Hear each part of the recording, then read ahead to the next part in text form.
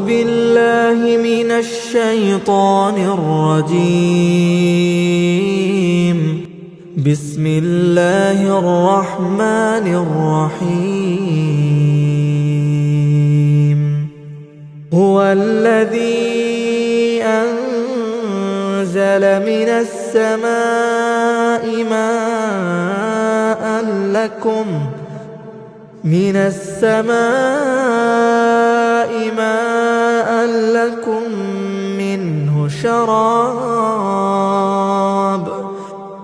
منه شراب ومنه شجر فيه تسيمون ينبت لكم به الزرع والزيتون والنخيل